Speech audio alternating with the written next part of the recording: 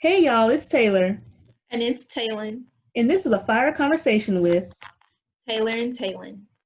Here at a Fire Conversation, we aim to be accommodating to all members of our audience. That is why we are available in two formats: visual format for all members with a focus on detailed captions for those with hearing impairments, and an audio version for all members as well, focusing on giving the same quality and content so that those members with visual impairments can enjoy the content.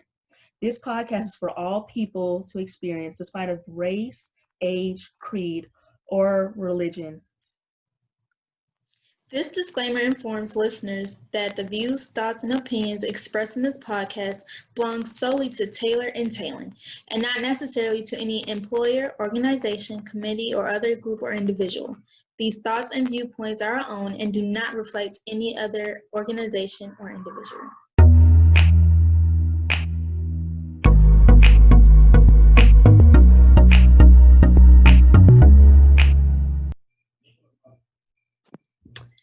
Hello, everyone, and we're back. Oh, I'm so happy to be back. Look, go ahead and get hyped, Taylor. Look, you've been waiting to see the people for how many weeks? I was trying to be chill or whatever. But hey, y'all! It hasn't been 1 week. It hasn't been 2 weeks since we've been gone. It's been a whopping 3 weeks. It's been a hot minute. And I know y'all been wondering where we been. Y'all looking all over for us. Maybe not, because are we alive? What's going on? Did y'all catch the Rona? Like, look, they were like, where did they go? They just kind of up and left when we need them most. They disappeared. We don't know what's going on. But look, we're alive. Comments. We're well. Taylor's doing great.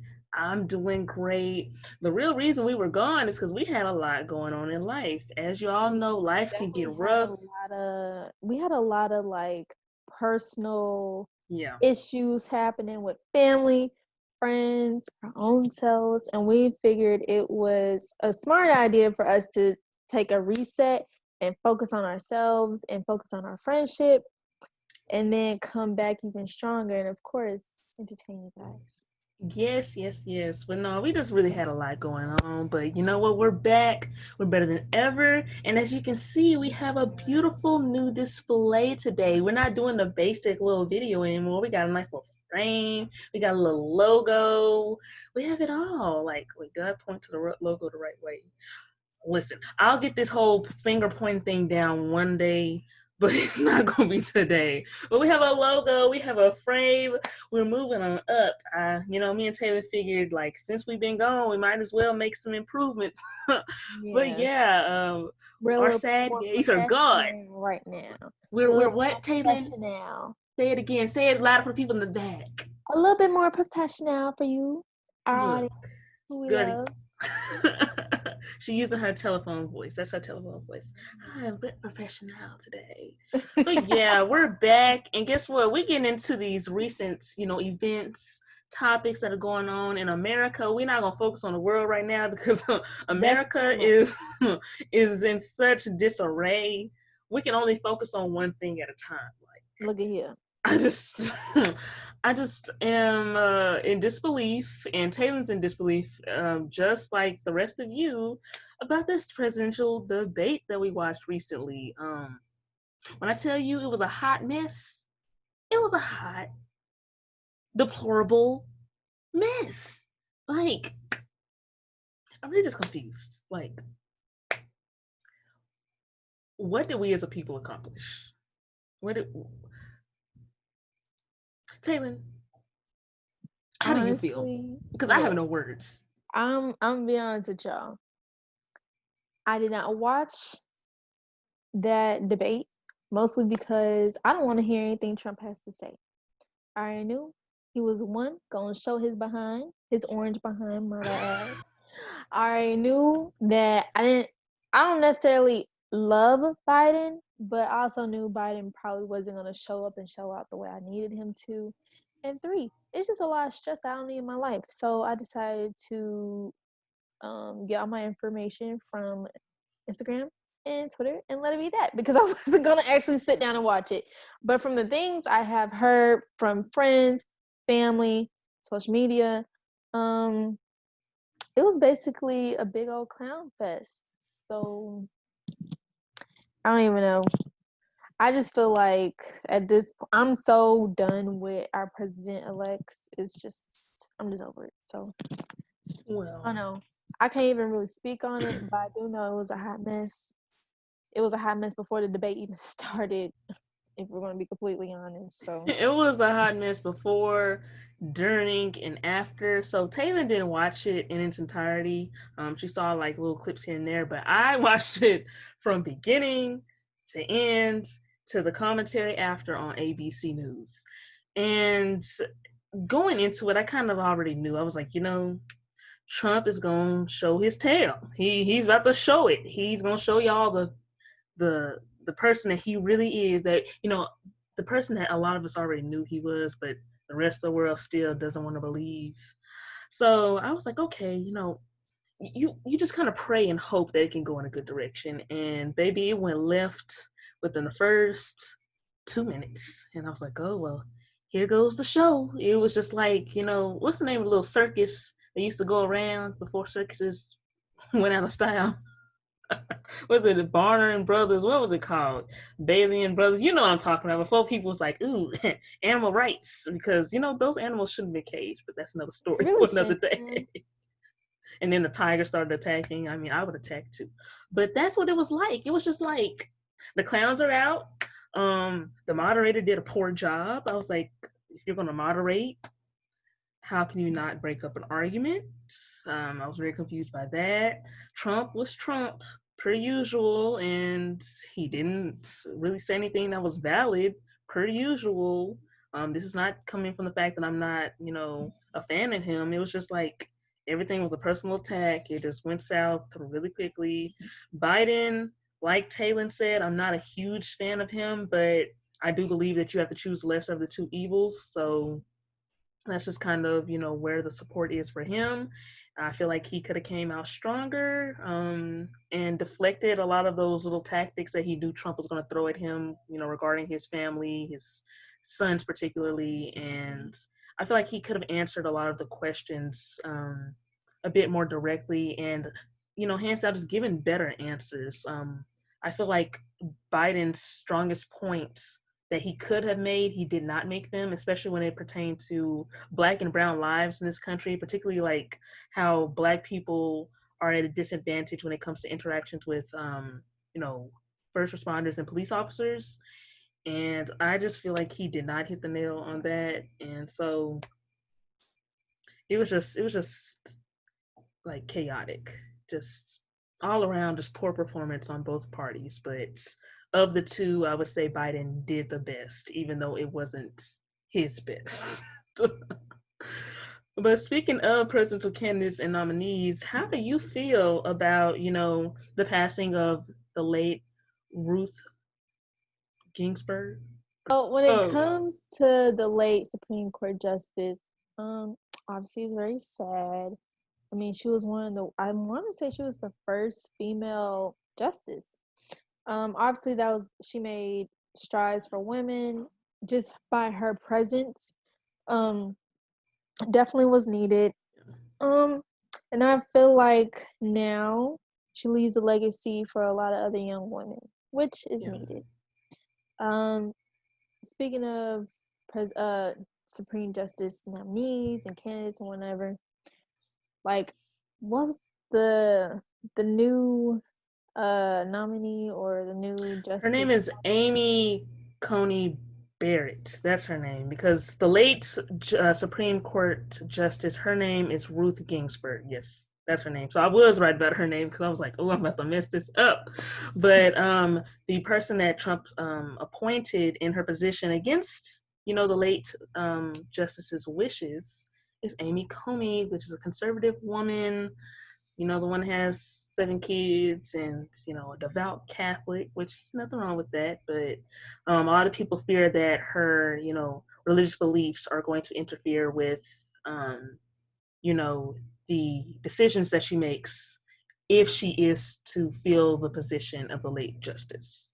I personally feel like her stance against abortion and Planned Parenthood I have a problem with. Yeah.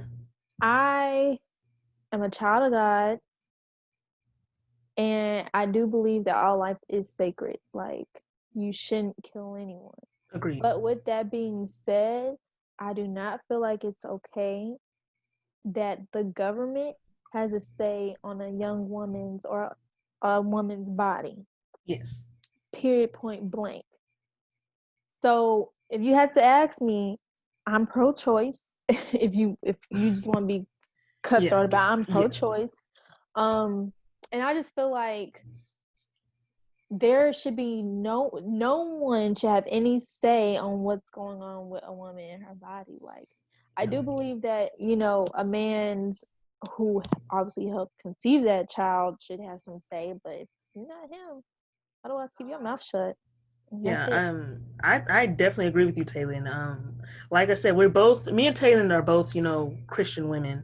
So we do believe that, life, is sacred and it's important. And despite what I believe personally for what I would do for myself, I don't feel that the nation should continue to police, women's bodies how they've done, for centuries and years and years and years. I just don't feel that it's right to say, hey, if this happens to you, oh well, suck it up, have the kid, even if you're not going to be able to take care of that child. So I just feel that it puts, people are like a disadvantage. Not only does it put the woman who has to, bear that child at a disadvantage, who probably doesn't want to, go through that whole process, but when the child is born and, what are that child's options? Like, it's bad enough that children, like, adoption rates have, like, they fluctuate year to year. And, you know, is that child going to be adopted? Is it going to stay in the system for the rest of its, 18 years? Like, I just feel like it's not befitting. So despite if I would do that for myself or not, I just feel that other people should have the options that best fit them, because there's many circumstances. It's not just, oh, I got pregnant and I don't want the kid. There's some women who are abused, who have been assaulted, and I don't feel that people should be forced to have their abuser or assaulter's, child. I just don't feel that that's right, especially if they have already gone through that traumatic experience, are trying to go through the process of healing. Like, how does that help the healing process if the government is saying, well, that's too bad, you have to have that, assaulter's baby because it's the law? I don't agree with that. And not even, there are some traumatic backstories to some women's pregnancies, but some women actually want to have their kid, but their health won't allow them to have that child. Yeah. It's either them or the baby. And some people, quite frankly, are like, no, it's going to be that baby, not me. I don't want to die, Yeah. So there's just plenty of reasons why I feel like a woman should have a say in whether or not she, goes through with a pregnancy. Not to mention, this is also a good segue for me to mention that birth control, quite frankly, if you ask me, is really geared to the wrong gender. It should be geared towards men. So say it louder for the men in the back. I'm just saying, I feel like men should definitely have more resources and more options when it comes to birth control, not just the condom or vasectomy. Yeah. Like, women, we have all these different options as to how we can protect ourselves from pregnancy. But how come he can't find other ways to not get us pregnant either? Like, I think I actually heard a few weeks back that they've started to create like a birth control pill for men. I mean, true enough, it's still like in the testing stages, and it's not going to be on the market anytime soon.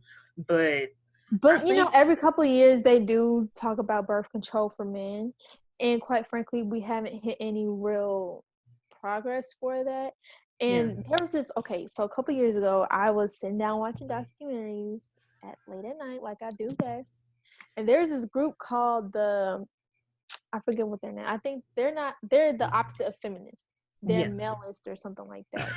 But they brought up some valid points about why they're a manist or whatever they're called. Valid points. I didn't agree with everything that they were saying. But they did bring up birth control. And they're like, like, what if we don't want to get this girl we just so happen to sleep with pregnant? Or what if I'm not ready for kids? Like, she got it, and now I don't really have as much say so in her pregnancy. And now I got to pay child support. I'm like, Facts. Men should have more birth control options. I'm just saying. I just think that's fair. I think it's right. Like, Oh my I'm just goodness. saying. There's a bunch of men and women who don't want to take care of kids, and I definitely think it's two people who had to play a part into making a baby. It takes two to tango. Yes, and all the onus shouldn't just be on a woman, for sure. And I definitely believe men should have to say so. In their birth control. And but like what I was saying when it comes to women, like, I don't know. When I was about 18, I did a lot of research on obviously abortion, and some people feel like, oh, it's just a bunch of cells that you're killing. Oh, it's technically not alive. I don't feel that way because I feel like, even those 20, 30 different cells that it is, it's a life. That's a life to me. Yeah. And it breaks down. You have to really sit down and consider what is considered life to other people. Yeah. Because some people get abortion, they're like, well, I just kind of destroyed a couple of cells. I didn't kill an actual baby. But if you ask me, like, you killed that was a child. That was an infant that was ready to be born. So, I mean, for me, I just feel like there's so much policing on what we do, and I feel like if you consider yourself a true American, you wouldn't want the government to have that much say so in what we have going on in our personal lives. I'm just saying. And then you have to also remember that despite, like, true enough, these are our like religious beliefs that kind of like play a part on the personal values that me and Taylor both hold. So true enough, it's something that we probably wouldn't consider. You also have to remember that our nation was built on the fact that we don't want to be a country that relies heavily on religion, because a lot of people came to America, early on because of religious freedom, so that, they can be Catholics, they can be Protestants, they can be, whatever religion that they identified with. That was kind of like a huge selling point back in the day. And it's kind of hard to, say that you have divided church and state, but you're allowing, your religious views to impose on other people's lives, and that's probably not something that they necessarily identify as, despite the fact that many people actually identify with that faith. Yeah. I just feel like it's wrong, because obviously, why would I want someone else's viewpoints or religious points pushed upon me? And I just feel like, me personally, I wouldn't go through with the abortion because, like I said, I believe that all life is sacred. Yeah, same. But with that being said, I do definitely understand and empathize with the young women and older women who feel like Planned Parenthood and, everything that it stands for is important. And Planned Parenthood isn't just for women to go in and get abortions. It's there to help people testing, HIV, help, and all types of different things to help with your sexual health or your your body. And a lot of people don't know about that. Yeah. And I feel like Planned Parenthood has been made and stamped with the place where girls go to get abortion. It's not just that. It's helped a lot of people, especially if you don't have medical insurance. That's a place where you go and get reasonably affordable tests. You could see a doctor to talk about your sexual health and all types of different things like that. So I feel like Planned Parenthood, it's helpful, but it's sad that right now, there are Planned Parenthood locations are few and far between, especially here in Texas. Especially here in Texas. Yeah. It's actually really sad. Yeah. And the thing, if you want to see an increase in rights for women or changes for this, not to give you the cliche answer, but people need to vote. So even these little local officials that you don't think matter, oh, I'm not going to vote for this local judge or this local representative or this, that, and another, that makes a difference with the services that the people in your community can receive and are subject to. So it's not just oh, let me vote for Senate, let me vote for, the presidential candidates. Like, vote locally because it only builds upward. So Yeah. you thinking you don't like this stuff now, when it's time to vote for the governor, you need to get out there and start to vote. Like, voting is what, every 2 years? Every 2 years, because Depending. presidential is every 4 years, but every 2 years or so it is Yeah. for Congress. Don't quote me, but it's like every 2 years that people are supposed to do like the quote unquote big elections. But local elections, stay up to date. If you live in like the state of Texas, I know you can look at your local like counties information. They can tell you like when to vote, where to vote, what you're voting for, and about the candidates that are open as options. But voting is what makes a difference for this, because we see how this is going, and if this woman makes it to the Supreme Court, she very could, vote to overturn, the Roe v. Wade decision from 1973. So, I mean, vote. And if you are not registered to vote, there's tons of options. You can go to vote.org to see if you're registered to vote. I know if Yeah. you go on Instagram, there's like a running like, Heck, you is could it a even link or a type into button? Google. You could even type into Google like I did the other Where day. can I vote?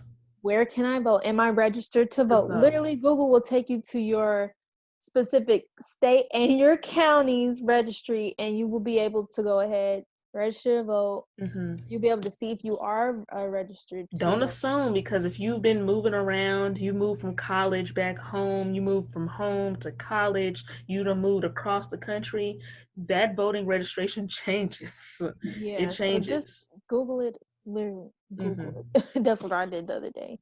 But go ahead. You made some really good points, Taylor, about getting very much involved in your local government. And I'm not gonna lie, like I never really saw local government as something I should take too much interest in, just because simply of the fact that I move a lot Yeah. because of college. So what's going on is, along with my own personal life, trying to keep up with politics in Austin and back at home, like it's a lot. But now that you mention it, like I've always known that the trickle down effects are real, but it's really important for you to stay up to date with your politics at home. I always known it, but I've never actually like just gone through and looked up who are these people running for mayor in my city, or who is Yeah. going to be the new judge in this county, or I haven't sat down and actually looked at it all. But now that you mention it and you're talking about it, like yes, it makes sense, and I probably should start on that. I mean, like, since the age that I was able to start voting, I've always voted. Which, if that's not something that don't partake in, I'm not judging you, but it's just like people fought for, especially me and Taylor, being Black women in America. People fought for women's right to vote. People fought for Black people's right to vote. So I feel like it's two, very important things. We are both Black women, and whether you're a Black man, you're a white woman, whoever's watching this podcast, like, it is your liberty to vote. But considering that people fought really hard for us because people didn't want us to vote, people like me and Taylor to vote, that's why it matters so much to me. People have So died for our right for the to vote. right to vote, they've been beaten. And it's crazy when you everything. really think about it. It's people have actually laid down their life, and now I have the right to vote because of it. Yeah. And don't get me wrong, I too, like Taylor, have voted in every election since I was 18. Yeah, not to judge anyone else, but it's kind of like people really have done a lot to get us to where we are today. Yeah, and not saying we're doing great by today's standards, but it's a heck of a lot better than what we were 70 years ago, 50 years ago, 40 years ago. You couldn't dart a voting station 70 something years ago. Like, thinking back about it, like, I have relatives that are still alive that were, on the front lines marching so that people could vote, and they're still alive, and they're in their late 60s. So it's not as far away in history as people like to, think it is. When you say, oh, that was just 1950, 1950 was really what 70 or so years ago? Because this is 1920, 50. Yeah, that's 70 years ago. Yeah, I think my math is right on that. My math might not be Right, I ain't good Girl, with I think it was 70 that. years ago, but it really wasn't that far away if you really, really think about it. And, true enough, I really became socially like conscious of this whenever I went to college, because college kind of puts you in a space to where you kind of have to like Yes. be conscious about what's going on around you. And I learned a lot of things. So that's why I really like push, and I probably annoy people when I say, hey, are you registered to vote? Are you registered to vote? I really don't care if I'm annoying you, because you know what? You need to vote so that you can, have access to healthcare. You can have access to these resources that you need, whatever it is. But I urge people to check their registration. Short story, I was in college. I moved from on campus to across the street off campus, and those are two different districts, and I had to re-register to vote. So you really need to make sure you register to vote at that specific location. So if you just move around the corner, you move to a different address, if you moved, that changes the validity of your voter's registration. So check to make sure y'all are registered, please. I really do urge it. Like, it's really important to me. Yeah. But yeah. So with that being said, how you feeling about coronavirus? It done got real. It's been 7 months. Wait, it's 7 months, I think. If you count from March on, it's been like so 7 when months. It comes to Miss Roma, as I not Miss Roma. We don't like her. She can't sit with us. This stinking virus. The other day, I was alerted that coronavirus has killed its millionth patient. And I thought about it, and I was thinking that is a whole city of people who are now dead. And it's heartbreaking because it's changed how everything is in all countries, no matter where you're from. It's changed everything. And it's scary to know that a virus like this has been able to wipe out so many people so fast. And I know a lot of people say that, they're happy about the pandemic going on because they got in touch with their feelings, personal and they growth, to do a lot of personal growth. But we cannot deny the fact that coronavirus has affected so many different people and so many lives. Some people have lost multiple family members this year alone. Yeah, like back to back, because it takes people pretty fast if you think about it. Yes, especially if your immune system has been compromised due to poor eating habits, not working out, or just simply age. Like, it can definitely take a toll on a person. And to me, I feel like the biggest takeaway that I've come from this whole entire pandemic is the fact that you really need to value your health. I personally work at a gym. So at the gym, I'm always getting berated by literally everybody at that gym tells me, Taylor, are you working out? Taylor, why are you eating this fried food? Taylor, where are you going to go to the gym? They're policing her body, y'all. Listen, I'm harassed consistently. And the more talks I'm having with these trainers, I'm realizing like your body literally is a fighting machine. It's amazing what we can fight off if we treat it correctly. Your body's already fighting off stress. It's already fighting off other illnesses, because you do realize you touch your eye, like 100,000 pieces of bacteria entering your eye. Oh, thank you, Taylor, because I literally just touched my eye. It's okay, I scratched mine too.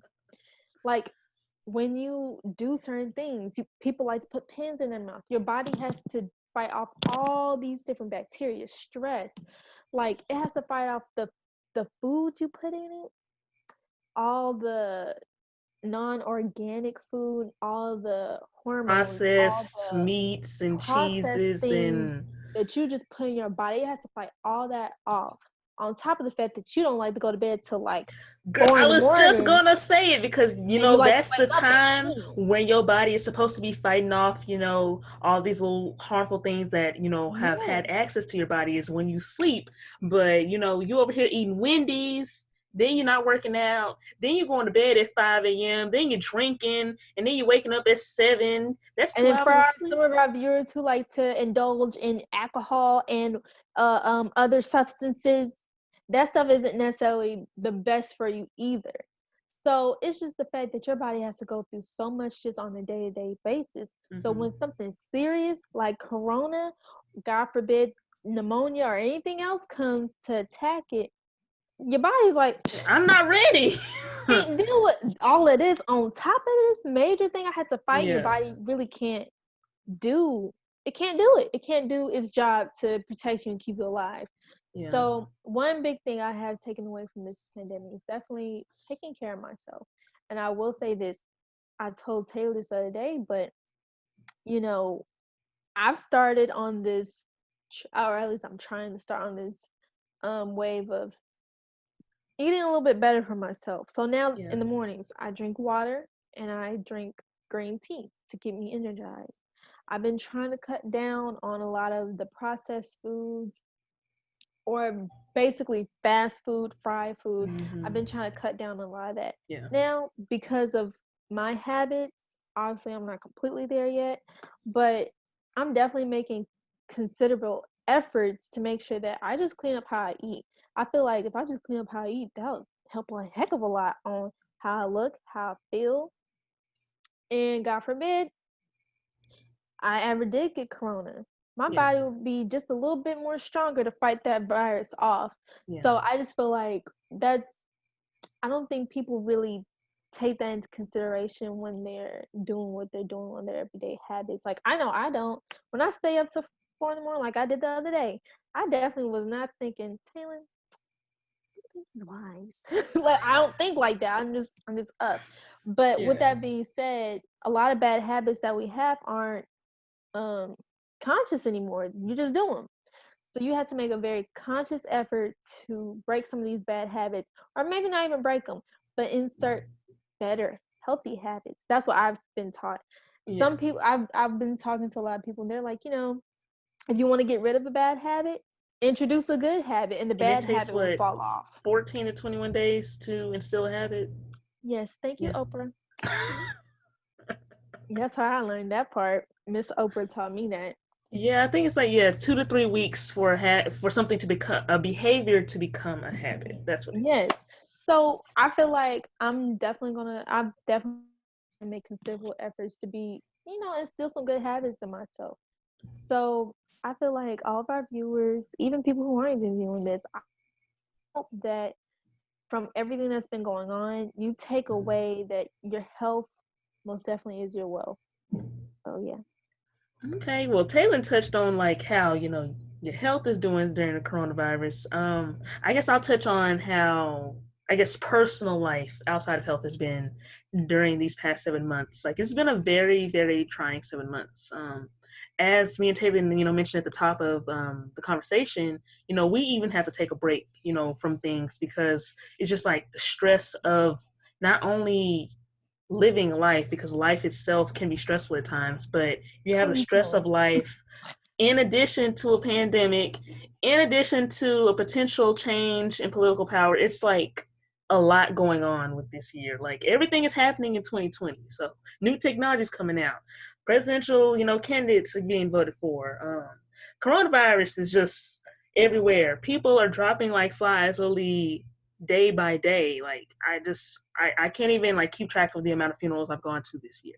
It's just like there's so much emotional stress going on outside of the physical stress that your body is going through. So I will say, I am one of the people that says I'm thankful for the time that coronavirus and the pandemic has given me. So, the time to be at home and be with my loved ones, and to cherish the little things that I guess we all took for granted at one point, such as going outside, being around people, seeing friends and family members that are, more of the distant friends and family members.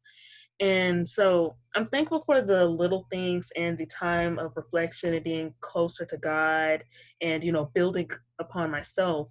But as me and Taylor we had a conversation before this, and it's just like sometimes you feel that you need to unplug because it's just so much happening at once. And I feel that that's the impression that, if I were to ever tell someone in the future about like what it was like during that period of, you know, what is it? Quarantine, pandemic, whatever you want to like title it as. I guess it'll be that it was a lot of just like stress. Like you never really know what you're gonna get. Like to this day, it's just kind of like you don't ever want to say, "Oh, how can this get worse?" Because progressively, the world has shown you, like, "Oh, I can show you that it can get worse." It's just Yes. like month by month, when people are like, "Oh, what else could There's happen?" this It's new just like brain-eating bacteria that's amoeba. alive in the freaking water. It's just This one. like that's one thing I think I haven't said this year is how can this get worse? Because every time I think that, it's just like, oh, there's a brain eating amoeba in the Houston area. Oh, Oh, there's a killer wasp. hurricane. There's Oh, a killer wasp going on. there's wildfires going on Oh, everywhere. yes. Freaking California is on fire for real, like not figuratively. It's just like, what else? Like, you can't even ask yourself that, because 2020 has proven that things can get worse even when you think that you done hit the worstest of it all. Like, is worstest even a word? Because it has hit the worst of the worst of the worst. And it's just like progressing. So I would say that that is the impression that this year has left on me and many other people. It's just that it's just constant chaos. And you know that what's the little meme with the little dog that's sitting in the room with the fire? He's like, this is fine. Like, I feel like that's all of us during this year. It's like it's on fire, but this is fine. This is fine. And Okay. we've become like, immune to the fact that, oh, stuff is going array. But it's just constant chaos. So that's how I feel even after month 7 now. In month like 2, 3, I was feeling this way, but I just feel like it's amplified, and I just feel like I need to stop watching television. If it's not Netflix and it's not a scripted TV show, I don't think I need to watch it, because watching the news gives me like anxiety, and I don't even have anxiety generally. But it makes me very anxious to watch the news. Going outside just gives me like this sense of like, I don't know, like insecurity. Like it just doesn't feel safe. Like I don't feel safe. And I feel like a lot of people can agree with that. Don't feel safe. Like you don't know if the hurricane gonna get you. You don't know if the COVID's gonna get you. You don't know if somebody else gonna get you. You don't really know what it is. You don't know And if you might walk outside and some police officer who's having a gonna very get you. bad day is like, you know what? Let me Yeah. arrest this one young man or this young one. Let me meet my quota today. Yeah, Simple. it's just It's just, or you don't know if you're gonna run one of those crazy people who are what are their names called? The people who are anti-mask. the anti-maskers that stormed through Target, You don't because know if you them might get marching punched through in the your store face. is gonna change a government order. You don't know them. You might meet one of them and they might punch you in your face, and you just trying to get some products from Walmart. You don't know what's gonna happen. You So really don't know what you're gonna get. it's going to the grocery store is crazy. You see all types of videos popping about people getting like assaulted in grocery stores, arrested in the grocery stores, dying People near fighting over Clorox. people dying near grocery stores. Let's not even get started on Black Lives Matter. That in of itself, A whole podcast episode, a whole episode, because on top of the fact that the nation is in disarray because of the pandemic, you also have this, problem that's been going on that people have been overlooking. Mostly people outside of the Black and Brown community, have been like kind of like, oh, it's not our problem, it's not our problem. But what? Just the other day, what was it? The 25th? Just 5 days ago, they had the judge ruling on the Breonna Taylor case, and he didn't get charged or any charges brought upon him because of actually killing someone in their apartment. But you're getting, a little slap on the wrist because your shots went into somebody else's apartment, or the people that didn't even die. yeah. Like, make it make sense. And then you got the skin folk that ain't your kinfolk over here defending it. Yeah, and which is another discussion. And then it's just a lot going on this year. And, one thing is I just hope that, with everything being said, a lot of people is going to be able to walk away from this year a little bit stronger, a little bit wiser, a little bit better. Not necessarily bitter, because no, don't want to be bitter because this year could do this to some people. Yeah. But definitely better as a person, better as a community, better as a country, I hope.